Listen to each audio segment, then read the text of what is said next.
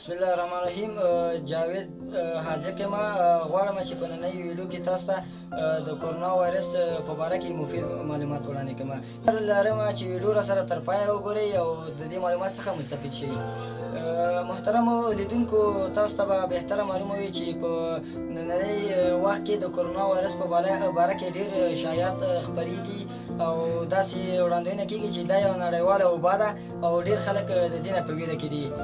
زه هیله لرم چې کوم معلومات تاسو ته وړاندې کوم د کورونا وایرس په باره کې چې لومړی ځل د چین کې د دې واقعیت کشف شول او هلته ثبت شول. تقریبا تر دې دمه یې 2800 ته د مړینې تعداد رسېدلی دی او 440 ملکونو ته سرایت کړی دی. دوستانو، د کورونا وایرس دومره خطرناکه وبا نه ده لکه څومره چې دا ډېره ویرونکې ده، او خصوصا زموږ په ګران هېواد افغانستان کې چې خلک ډېر ستونزې لري او ډېر نور رواني تکلیفونه هم لري. که دا هم ورته یوه ستونزه پیدا شي چې زه کورونا نه یم، زه دا تکلیفونه لرم، نو دا ډېر نور جدي ستونزې دې ته راوړی شي او د مشکلات سره مخامخ کېږي. د کورونا وایرس په ټوله کې 2% مړینه لري او دغه مړینه هم په خلکو کې رامنځته کېږي چې عمرونه اکثرا د 40-50 کالو څخه پورته وي، او یا هغه کسان به د زړه ناروغي ولري، د فشار ناروغي ورسره ولري، د ځیګر ناروغي لري، نور داسې خطرناک کرانیک ډیسیز لري چې د هغې په بیس کې د دې سبب کېږي چې دا ناروغ خپل ژوند د لاسه ورکړي. نور هغه خلک چې دا ناروغي ونه لري، که کورونا باندې اخته شوی وي، عمرونه یې کم وي، هغه انشاءالله چې د دې ناروغۍ او د دې اختلاط ورنه کړي، نو هغه ښه کېدی شي. دا دومره جدي ستونزه نه ده. نو زه په دې اړه تاسو ته وایم چې کورونا وایرس په نړیواله توګه دا ډېر زیات ټایپونه لري. 6 ټایپه چې ډېر زیات مشهور دي، هغې څخه زه یو یادوري کوم چې الفا کورونا وایرس N23 دی، الفا کورونا وایرس 63، بیتا کورونا وایرس دی، مارس کورونا وایرس دی او مرسا کورونا وایرس دی. دا نور ډولونه هم لري، خو په اوس وخت کې چې ډېر زیات خطرناک خلک یې ډېر ستونزو سره مخ کړي دي، ډېره مړینه ورکړې ده. د کورونا وایرس دغه مارس او مرسا کورونا وایرس په نوم دی، په ځینو ځایونو کې VID هم ورته ویل کېږي.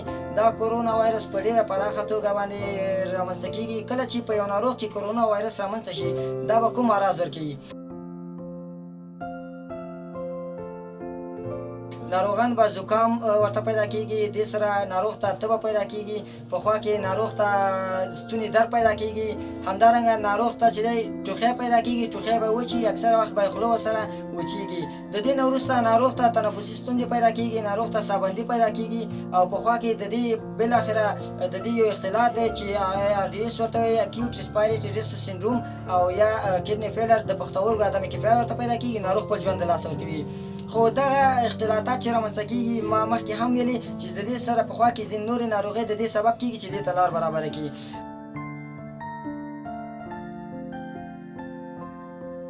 تاسو د کورونا وایرس په باره کې یو څو سپارښتنې تاسو لرم چې دا تاسو عملي کړئ او د دې وژونکې وبا څخه تاسو خپل ژوند وژغورئ.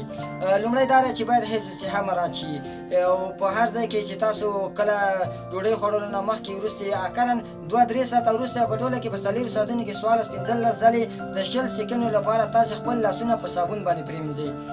په دوم قدم کې کله چې لاسونه ومینځل، نو دغه لاسونه په داسې یو کاغذ یا اخبار مصرف باندې یو ټوټې باندې وچ کړئ چې هغه دوباره استعمال نه شي، او بیا یو کثافاتدانۍ ته وغورځوئ. درېیم قدم کې دا دی، کله چې تاسو پرنجی کوئ، ټوخېږئ، نو کوشش وکړئ چې د سنګلې په واسطه او یا داسې یو ټوټه چې تاسو هغه پرنجی او ټوخېږئ هغه کله استعمال کړئ، هغه د منځه یوسئ، هغه بیا استعمال نه کړئ دوباره. د 4م قدم کې له ټوخي او پرنجي نه وروسته کوشش وکړئ چې خوله او پوزه ټول مخ په عموم کې دا پاک پرېمنځئ، چې کوم افرازات دلته پاتې دي هغه باید لرې شي. 5م قدم کې دا دی چې تاسو کوشش وکړئ چې په ګڼه ګوڼه کې د ګرځېدلو څخه ډډه وکړئ، ځکه خامخا په ګڼه ګوڼه کې داسې خلک وي چې دې ستونزې سره اخته وي، او دا یو ساري ناروغۍ ده، په ډېر سرعت سره دا نورو خلکو ته خپرېږي. او بیا هم هغه خلک چې په ګڼه ګوڼه کې ګرځي، نو باید ماسک وکاروي چې د دې ناروغۍ څخه هغوی په امان شي. بګم دا دی چې دغه کوم خلک چې په کور کې پاتې وي، دوی ستونزه ولري، د ټوخي مشکل ولري، تنفسي ستونزه ولري، دا خلکو ته باید د اتاق جدا شي، د دوی لوښي جدا شي، او د دې زمینه ورته برابره شي چې هغوی د نورو څخه کور کې جدا شي، تر څو دغه کوم مشکلات چې دا ولري چې هغه بل چاته انتقال نه شي. اووم دا دی چې د کورونا وایرس په باره کې د دې نه دومره ویره هم په کار نه ده، خو بیا هم هغه خلک چې په بازارونو کې خوراک کوي باید د دې نه جداً ډډه وکړي او په بازار کې قطعاً خوراک ونه شي. اتم دا ده چې کوم کوشش باید دا وشي چې دغه خلک کلوز کانټاکټ نه مخنیوی وکړي. خلکو سره عموماً هغه کسان چې ناروغه وي هغوی سره په غېږه ورکول یا په لاس تړل مشي، د دې نه باید ډډه وشي تر څو دغه کومه ناروغي باندې چې دا کس اخته دی هغه باید موږ ته انتقال نه شي. نو هم دا دی چې کوم کسان چې په داسې یو وسایلو باندې چې ناروغ کسانو په هغې باندې لاس ایښی وي یا یې استعمال کړي وي په هغې باندې لاس کېښودل نه وروسته هغه لاس باید سترګو ته، پوزې ته او خولې ته وینیسو تر څو موږ ته دا ناروغي انتقال نه شي. لسم د ټول نه مهمه دا ده چې د دې ټولو محافظوي تدابیرو په څنګ کې موږ باید خپل ایمیون سیستم ته ډېره پاملرنه وکړو. عموماً د ویټامین سي منبع نه استفاده وکړو، میوه‌جات او ترکارۍ نه استفاده وکړو، خصوصاً ویټامین سي لکه مالټې، لیمو، نارنج، کینو. دا هغه څه دي چې زموږ ویټامین سي او ایمیون سیستم، دفاعي سیستم قوي کوي. خدای ناخواسته که یو کس په کورونا ناروغۍ باندې اخته هم شي، که چېرته د دې ایمیون سیستم قوي وي نو دا د هغې ناروغۍ په مقابل کې ډېر زر روغتیا حاصلوي او کېدای شي دا بې اخته نه شي.